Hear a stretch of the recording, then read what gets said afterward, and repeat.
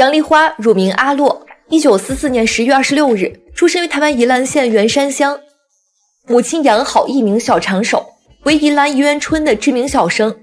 杨丽花4岁时开始上台跑龙套，7岁时与母亲演出《安安感激》，以小安安闻名。13岁时正式加入宜春园，17岁时以陆文龙一举成名，18岁时进入赛金宝歌剧团，曾拍摄电影与前往海外演出。1965年，杨丽花加入台北正声天马歌剧团，在广播电台演唱，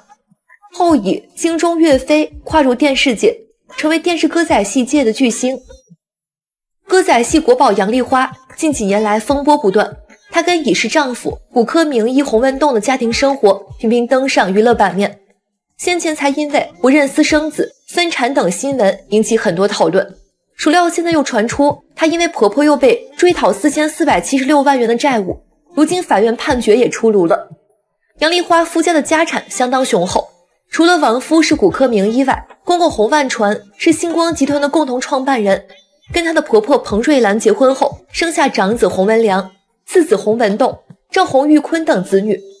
其中彭瑞兰1992年离世后留下庞大的遗产，其中一笔上亿元的遗产税一直没有缴，最后是由洪文栋的侄子帮忙缴纳，而这笔税金最后侄子回头向家人讨要这笔税金，但因为一些原因，最后双方对簿公堂。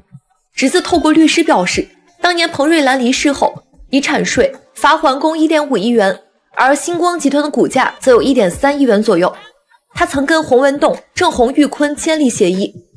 由他来缴纳 1.4 多亿元罚还遗产税等，但是遗骨要给他作为补偿，只是缴纳所有的金额后，洪文栋、郑洪玉坤却没有如期履行股份转让，因此才会提告。不过洪文栋的继承人郑洪玉坤则表示，他们有分别缴纳 1.1 亿元、2841万元，并非没有缴纳，加上原本的协议书诉求，只是承诺要用遗骨抵缴税款，并不是要把滕瑞兰的遗骨都给他，因此希望法官判对方败诉。最后法官审判，依照协议书的内容，要用遗留股票代缴遗产税的前提是遗骨可以全数抵缴，但是目前看起来没办法抵缴，因此约定无效。只是侄子也的确帮洪文栋、郑洪玉坤各缴纳了4476万遗产税，因此判决他们要各自返还这笔钱。粉色婚纱，满脸幸福模样。37年前，歌仔戏天后杨丽花和骨科名医洪文栋的世纪婚礼可是轰动全台。杨丽花口中最爱哼的歌是他们的夫妻主题曲。结婚才半年，洪文栋就代表国民党参选立委，杨丽花是最佳助选员，成功把先生送进立院。红遍全台的大明星甘愿放下身段，婚后努力扮演好贤妻良母，甚至自己没生小孩，把洪文栋前妻生下的4个孩子视如己出，不会做菜也甘愿为洪家人洗手做羹汤。但其实洪文栋婚前也曾和最美丽主持人白嘉莉交往论及婚嫁，最后却选择娶杨丽花。两人结婚35年，一直给外界间谍情深的形象，晚年却屡传婚变，甚至有小三介入。杨丽花始终力挺丈夫，一代歌仔戏巨星杨丽花至今还得为先生丰富情史善后，更让人唏嘘。杨丽花老公洪文栋因心脏病过世，享寿80岁。杨丽花1983年嫁给洪文栋以来，一直给人间谍情深印象，但两人2年前早已闹离婚，关键原因包括洪文栋屡被抓包有小三，以及他照顾重病的洪文栋，开销由他负责。此外，洪文栋很反对杨丽花投入歌仔戏，也一直很看不起歌仔戏团员。婚变后，杨丽花心灰意冷之余，才能出来重新经营歌仔戏事业。另据杨丽花密友透露，洪文栋后期开销都由杨丽花的钱支付，双方就算闹离婚，这笔账也很难算得清楚，不是一时半刻就能解决。分居是事实，但未必已完成签字离婚，毕竟两人之间财务尚未厘清。洪文栋2009年被媒体拍到跟一名女子在基隆庙口吃肉羹，杨丽花非常生气，在这之前她已抓过洪文栋好多次，但每次抓到他就认错回家，唯独那次不知为何死活不认错，也不愿回家。即使两人隔年恩爱，庆结婚27周年，他已对他少了信任。而后杨丽花从大直搬出，就一直住在天母老家。2009年11月，媒体直击洪文栋中午和一名貌美熟女出现在基隆庙口，特别引人注目。但熟女警觉性高，发现记者跟拍后，下一摊立刻离开，让洪文栋独食天妇罗。事后他外出在市东市场买鱼，看到照片脸色一变，一起还有很多人啊，口气明显不悦。问杨丽花是否知情，他说：“你管那么多干嘛呢？我又没有怎么样，白天能有什么呢？”对此，杨丽花当时回应不知道老公去基隆，了解状况后再说。隔年两人还办了结婚27周年庆，他当众问杨丽花：“老婆幸福吗？”她回：“很美满。”看似婚姻不受基隆午餐约会事件的影响，但据了解，他曾为此事问过洪文栋，洪文栋始终没有交代清楚，后为离婚导火线。今年杨丽花、洪文栋分居，爆出婚变时，白冰冰身为杨丽花好友，曾形容杨丽花个性传统又勇敢，对她老公的感情毋庸置疑。杨丽花是传统女性，对洪文栋都是百依百顺，一直到现在，对洪文栋的感情态度依然是100分。白冰冰回忆道，以前常跟洪文栋和杨丽花去夏威夷旅游，他是个严肃的长者，偶尔会说个冷笑话。后来因缘机会有些变化，白冰冰跟洪文栋互动就淡了。一场私生子认亲官司让洪文栋丰富情史再度浮上台面。洪文栋年轻时曾有一段婚姻，迎娶杨丽花之前爆出跟19岁的徐英妹生下儿子。即便如此，洪文栋的绯闻依旧没少过，但杨丽花始终力挺。先前上节目还曾提过，可以风流却别下流，还是力挺老公懂得尺寸。45岁的洪文栋2度结婚，迎娶杨丽花轰动全台。杨丽花为爱付出，婚后甘心做个小女人，即便婚前已经知道洪文栋有4个孩子，杨丽花依旧不计较。如今爆出原来还有私生子，孩子的母亲是她，白皙皮肤配上精致五官，她就是徐英妹。已婚的洪文栋当时恋上在台中舞厅上班的19岁徐英妹，二人甚至在高雄同居怀孕，但洪家嫌弃女方门不当户不对，几年后徐英妹改嫁美国人。洪文栋先前曾跟多名女星传绯闻，甚至还交往过白嘉莉，婚后还遭直击带熟女尝小吃，花边新闻没停过。相较杨丽花的专情，洪文栋的情史更显丰富。杨丽花丈夫洪文栋过世后，她的3女1子从葬礼结束到现在都没有理会杨丽花阿姨，不闻不问零互动。杨阿姨要从大直搬回天母时，发现屋内物品都被清空，他们也没跟杨阿姨讲，爆料者替她抱不平，讲得巨细靡遗，但有这么夸张？他们不是一向和睦。她之前和老公同住大直地景水花园，2016年两人闹离婚时她迁出。据爆料者称，杨丽花2016年搬出大直，外界都说是因为洪文栋当时被拍到和一女逛基隆庙口，但不肯据实以告对方身份，是两人分居导火线。后来闹到离婚，但实情是洪文栋的子女趁此机会要杨丽花搬家，他是非自愿迁出才搬回天母。洪先生的小孩要他搬走，还说已经帮他把天母的房子都打理好了，但阿姨一回到家，发现所谓的打理好就是什么也没有留给他，这些都是杨阿姨自己赚自己买的。原来杨丽花有几位老员工、佣人之类的也被解散掉。阿姨很错愕很伤心，但还是没发脾气。听说只是问她，一手带大的洪家小孩要搬怎么不先告诉我，不用弄到这样。爆料者说，洪家的3女1男从小都是她带大的，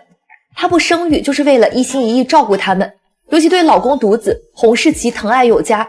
她和老公在夏威夷欧胡岛买豪宅，到那儿常住陪小孩念书，个个都视如己出。没想到他们长大却这样对待杨阿姨。洪文栋曾经生过严重的病，杨丽花将他接回家照顾，像照顾小孩一样无微不至。大家看了都很感动，只是没想到洪文栋在分财产连1毛钱都不给杨丽花，让杨丽花伤透了心。倒不是为了钱，而是绝情。因为洪不给钱的理由，除了觉得杨丽花不缺钱，也因她没有后代，但其实杨丽花是可以生小孩的，但为了全心全意照顾她和前妻生的孩子才不生。没想到最后竟因为她没有生产，没给遗产。杨丽花天母的别墅型住处多半为剧团的工作人员进出，占地800平豪宅，位于阳明山脚，宽广有气势，庭院不止池塘草坪，早年还赐予天鹅，目前市值约2亿元。该别墅建于民国60年，杨丽花于69年购入，72年她才嫁给洪文栋。根据地政信息显示，106年8月，也就是杨丽花办理大职后不久，她向台新银行办理设定抵押4800万元，时间长达30年。借款的时间正是杨丽花制作《忠孝节义》如火如荼之时。据悉，这部戏她花了2亿，相隔16年做戏，很多懂戏曲的老人都不在，必须重新培训戏曲人才。现在计算机特效与过去大不同，为了戏好，杨丽花不惜开重本。爆料者说，杨丽花把天母别墅拿去抵押贷款，有一可能是拿去拍戏用。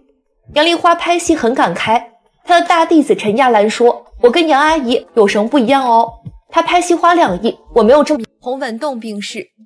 传闻洪文栋家产相当多，有将近60亿的名下财产，不过却传出杨丽花1毛都没拿到，让他十分心寒。近日有律师苏家红就在节目中分析杨丽花争产方法，表示杨丽花若没离婚还是配偶，法律上按照夫妻财产一定要分，但如果生前就转移财产给所有小孩，那就没戏唱了。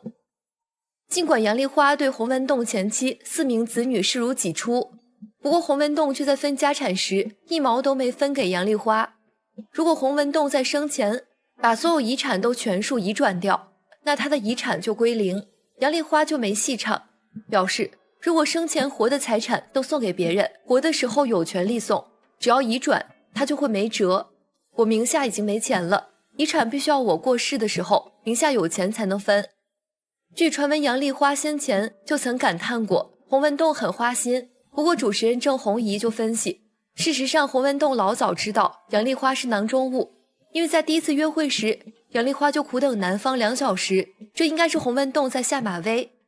直言一般女生可能等10分钟就不开心，但杨丽花却愿意等这么久，可见杨丽花对洪文栋是有心的。她透露她对女生很有一套，另有一说则是杨丽花在当年社经地位都不如身家好几十亿的洪文栋，所以才对男方如此倾心。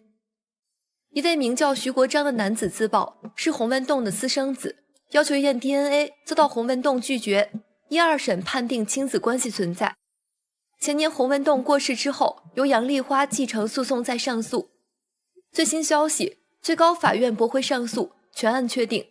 恐影响洪文栋生前60亿财产的分配。洪文栋儿子徐国璋说，我希望说我爸可以把我当作他儿子，认我是他儿子。这名男子徐国璋口中的爸爸，就是歌仔戏国宝杨丽花的老公洪文栋。他的妈妈与洪文栋在1956年有过一段情，生下了他。这几年他打官司提起确认亲子关系的诉讼，希望能认祖归宗。虽然洪文栋拒绝验 DNA， 1、2审均判亲子关系存在。而2018年洪文栋过世之后，他的妻子杨丽花继承诉讼再上诉。洪文栋生前不仅是骨科名医，还是富二代。他爸爸曾是星光集团大股东，多金也多情。年轻时曾有一段婚姻，生下4个孩子。1983年迎娶杨丽花，轰动全台。婚后洪文栋绯闻不断，杨丽花也不讳言老公花心。为了爱，杨丽花放弃演艺事业，到夏威夷照顾洪文栋的孩子，也决定不生自己的孩子。虽然洪文栋过世前几年多次爆出夫妻婚姻有状况，但历经风雨，杨丽花始终没说过老公一句坏话。直到2018年，洪文栋因为心脏病过世，却没想到老公离世2年后，还得因为洪文栋私生子一事伤透脑筋。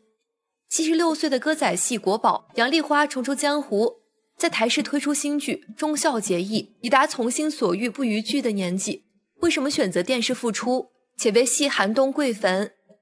进入角色不需要华丽装扮跟场景辅助，光有眼神便能从和蔼瞬间一转锐利。打从娘胎她就开始演戏。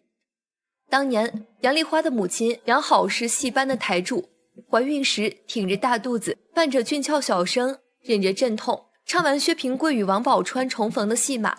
前台观众的掌声未落，孩子已在后台咕咕坠地。成长过程跟着家里的戏班四处演出，他的生活就是一部歌仔戏史。歌仔戏演的都是忠孝义节的故事，对他而言都是胎教。我可是从小在母亲肚子里就会了。如今讲起杨丽花，就等于歌仔戏3个字。他笑着说，这是缘分，我跟歌仔戏结缘。许久未在荧光幕前现身的国宝杨丽花，睽违16年重返电视演出。我不想演，我懂歌仔戏，可以照顾幕后，幕后就交给年轻人努力，机会要留给下一代发挥。今年76岁的杨丽花说，我年纪大了，体力也不如年轻人，既然电视是个照妖镜，照得出来我的年纪，怎么避都跑不掉。复出的原因是担心歌仔戏消失。退隐的10几年来，电视都没有歌仔戏，我怕以后会变形。歌仔戏是正港台湾文化，杨丽花期许不要让它不见。我这辈子的使命就是要传承歌仔戏。这段时间，陈亚兰率领团员以舞台剧形式四处征战演出，剧团都很努力，让歌仔戏散播到每个角落。但他发现，即使场场爆满，一场来了几千人、几万人，但触及率跟广散力仍不若电视，一播出就有几十万、几百万人收看。长期合作的编剧、制作人简远信也说，要我编剧，大姐不演，我就不写。种种因素促成杨丽花重出江湖，期待透过歌仔戏皇帝的号召，唤起大家吃饭配歌仔戏的时光。然而，传统戏曲的困境在于学的人少，看的人也变少。杨丽花是第一个开办歌仔戏演员训练班者，德国、马来西亚、新加坡都有人跨海参赛，连3岁小朋友都上台唱着我身骑白马过3关，热闹沸腾不已。当时培养的第1期学员是季丽如跟潘丽丽，第2期有叶丽娜，第3期学员在16年前出演《君臣情深》，更获得金钟奖。江山代有才人出，这次新戏又遴选了20位新人演员，由镜头、武术、语言、唱腔等专业老师个别调教指导。杨丽花要求学员不管有没有自己的戏份，都要在旁边学习体会，你不认真，还在那边开玩笑聊天，你就没有收获。对于演出，他是一刻都不放松。面对不同世代，杨丽花分享，他们这一代的孩子比较好教，很听话，要他们练什么就练什么，现在是老师抓着孩子告诉他们要做什么。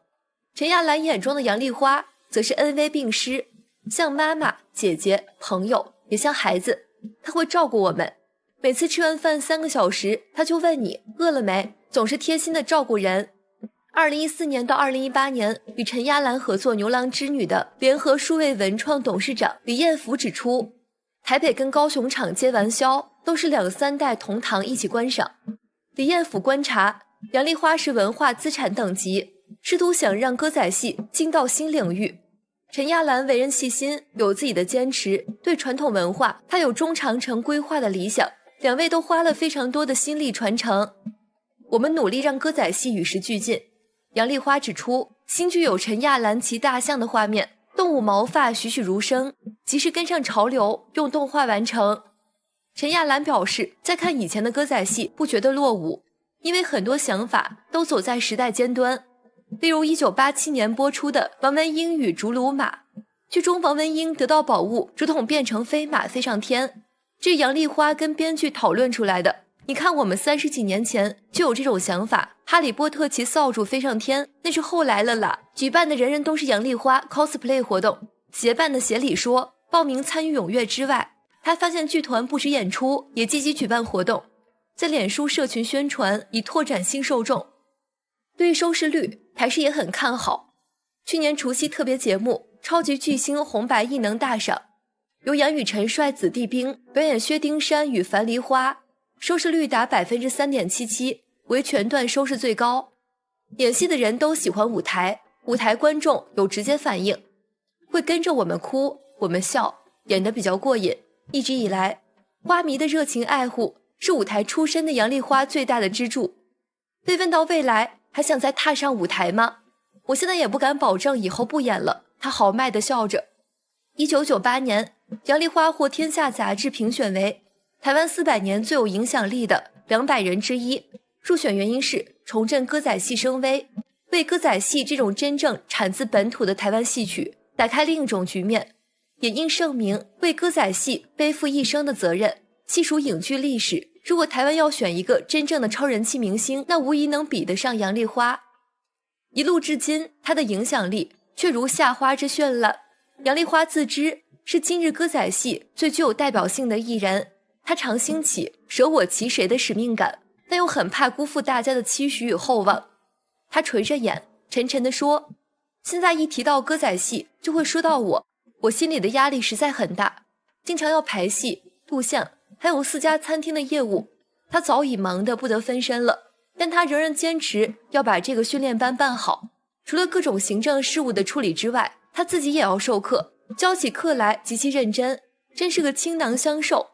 学员们有点怕他，但也十分的敬爱他。传统社会中，送子女学戏者，不是家境清贫，出于无奈，就是戏剧世家，继承衣钵。而今天社会发展也越来越开放，也越来越公平，过去万般皆下品，唯有读书高的士大夫观念，亦已逐渐为行行出状元的多元化价值观所取代。现在无论是何行何业，只要能坚守岗位，认真进取，凭本事得来的成就与地位，都能为大众所肯定。而杨丽花的成就，也就是这种时代精神的具体表现。杨丽花谦虚地表示，她之前能有今日，都是因为她比别人幸运。当然，不可否认的，如果不是时潮之所趋，有电视事业的发展和普遍，不是这社会的繁荣富裕与公平开放，不可能造就今日的杨丽花。但她本人锲而不舍、努力求上进的精神，仍是其间不容忽视的关键性因素。台视导演黄以公是杨丽花多年的熟朋友，他曾说过，杨丽花的奋斗历程就好比4年来台湾民众生活转变的一个写照，由光复初期的艰苦，经过多年的埋头建设与力求发展，到今日的富足安乐，其中没有一丝侥幸，全凭己身的奋斗不懈与自求多福。今天的分享就到这里了，大家有什么看法呢？欢迎在评论区留言讨论，我们下期再见。